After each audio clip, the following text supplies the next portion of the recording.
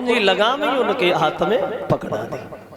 अब हरिश्चंद्र ने जब कुंजी लगाम पकड़ाई तो विश्वामित्र ने संकल्प पढ़ दिया, सुनो महाराज, जो भी धन देना है शादी के लिए वो तो रही तुम्हारी इच्छा, लेकिन हमारे संकल्प के पढ़ाई की दक्षिणा ये है हमारी इच्छा।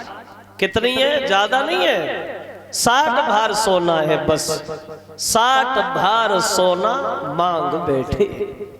कितना होता है 60 भार सोना? देखो,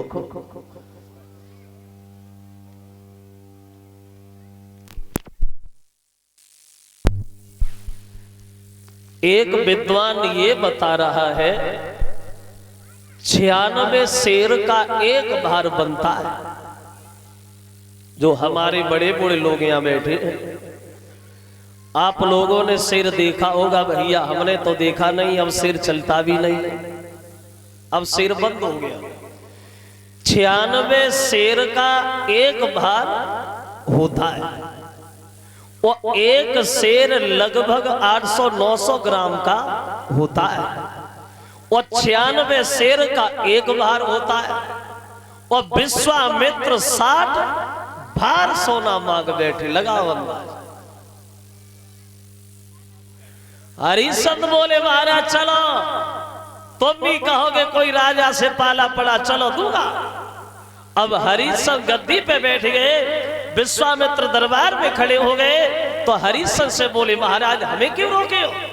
अरे हमें दक्षिणा दे दो, हमें काय को यहाँ इंतजार करा रहे, हम अपनी शादी की तैयारियां करें।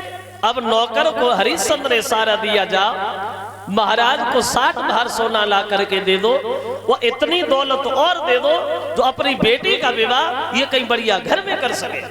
अब पूरी बात नहीं बोल पाए, तब तक विश्वामित्र बीच में बोलने लगे, पागल है, बुद्धि खराब है, कोई भूल लंबी भूल। जब कुंजी लगाम तूने हमें दान में दे दी तो ये सारा राज दौलत से भरा हुआ भंडार और ये नौकर अब ये मेरा है, इसमें तेरा क्या है? हमें वो दे जो तेरे राज्य से बिल्कुल बाहर है। और बोले विश्वामित्र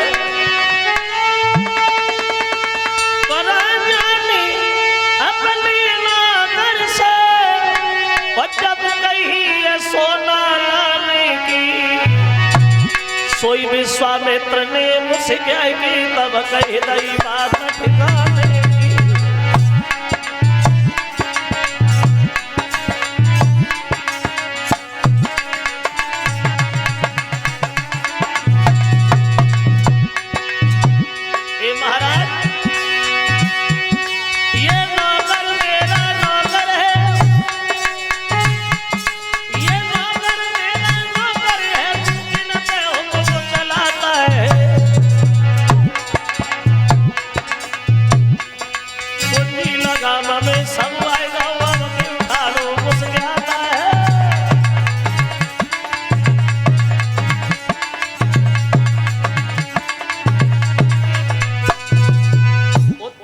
महाराज ये नौकर मेरा है, दौलत से भरा हुआ भंडार मेरा है, ये राज्य मेरा है, अब तुम्हारा कुछ नहीं है, अब हमें वो ला करके दे दो जो तुम्हारे राज्य से बिल्कुल अलग है, बाहर है।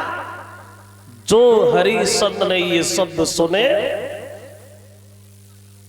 तो थोड़ी देर ये होश नहीं रहा कि हम बैठे कहां, लेकिन जब धर्म की तरफ देखा तो अपने सर से मुकुट उतार करके ब्राह्मण के सर पे रख दिया।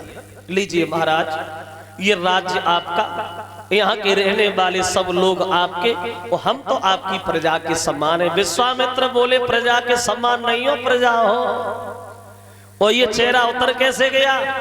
राज्य का कष्ट किया, दान नहीं जुर्माना है, जो दानी दान देते समय मन में थोड़ा भी कष्ट किया, राज्य का कष्ट नहीं है, फिर क्या है? दक्षिणा दो, कहां से दोगे? कहने लगे प्रभु शरीर बचा है, शरीर के अलावा और कुछ नहीं है, आप हमें बेच लो, हमारे घर में एक पत्नी है उसे भी बेच लो, एक पुत्र है वो भी बेच जाएगा और तुम्हारा कर्जा पूरा हो जाएगा। विश्वामित्र बोले हाँ पत्नी बेच लो, पुत्र बेच लो, पागल समझ रखा है? अरे बुद्धि खराब है तेरी। जब खुद मना नहीं कर रहा है तो पत्नी से मना करवाने की इच्छा है क्या? दुनिया भर में ऐसी कौन सी पत्नी होगी जो अपने पति के कहने से बिक जाएगी? एक बात बताऊं क्या? छोटी सी बात है और सुख ही सुख है। मतलब ये है, बोले कि सतवानी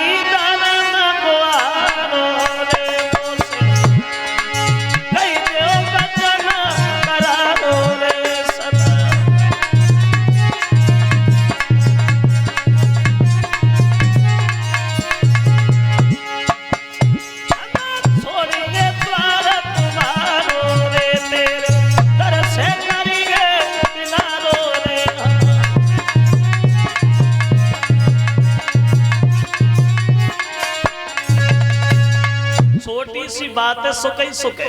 तुम एक बार मुझसे ये कह दो हम दक्षिणा नहीं दे पाएंगे, हम चुपचाप निकल जाएंगे, हम तो बड़ा संतोषी महात्मा है, किसी से कुछ भी नहीं कहेंगे, मना कर दो, मना कर दो। हरिश्चंद्र कहने लगे महाराज हम मने नहीं करेंगे। मने नहीं करोगे, दक्षिणा भी नहीं दोगे, फिर क्या करोगे? मरोगे, मरे जाओ। बिना दक्षिणा लिए हम जाएंगे नहीं, जिंदा रहो चाहे मरो। एक काम करो हरिश्चंद्र, पहले तुम अपनी पत्नी को पूछ के आओ, अगर बिकने को तैयार है तो भी खुश, और नहीं तैयार है तो हम और ज्यादा खुश। जा, हम इधर ही बैठे, जल्दी जा। अब चले महाराज अपना सब कुछ त्यागने के बाद अपनी पत्नी के पास। देखिए,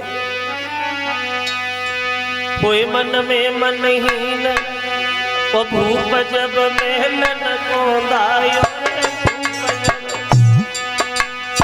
मेलन को दायो, हाथ जोड़ के सन्यासी से फिर से बतलायो, अभी आंगन में जाता हूँ रे, अभी आंगन में जाता हूँ, प्राण प्यारी तारा को संग लेके आता हूँ।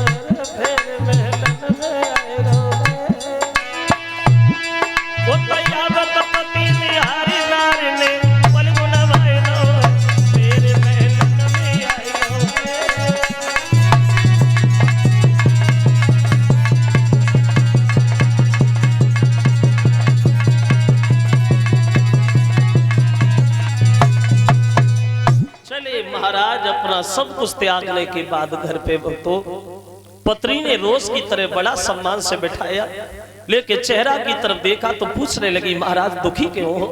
तो हरिश्चंद्र अपनी पत्नी को समझाने लगे, तारा इंसान की सबसे बड़ी भूल, सबसे बड़ी हार तब होती है जब प्राणी अपनी बात में फंस जाता है। अपनी बात से निकल जाना सबसे बड़ी जीत है, वो अपनी बात में ही फंस जाना ये सबसे बड़ी हार है। वो आज ऐसा ही हुआ, एक महात्मा के चक्कर में आकर के हमारा सब कुछ चला गया। तारा हमें जाने का कोई कष्ट नहीं, लेकिन दुख तो एक बात का है, सब कुछ चले जाने के बाद में भी हम कर्जेदार ऋणी हैं। एक बात पूछने आया हूं अंतरे, क्या तुम इस धर्म के नाम में थोड़ा हाथ लगा सकती हो? क्या तुम मेरे साथ दिख सकती हो? तो पत्नी ने उत्तर दिया, महाराज आप तो ऐसे पूछ रहे जैसे हम किसी दूसरे की पत्नी। ए प्रभु, अरे इस शरीर पे अधिकार है आपका, हक है आपका, बेचना बहुत छोटी बात। अगर आप हमारे शरीर के टुकड़े टुकड़े करवा दो फिर भी हमें कोई मतलब नहीं। ए भगवान मेरी बात सुनो कि इस तन पे है अधिकार तुम्हें, वो चाहे सो दशा बनाई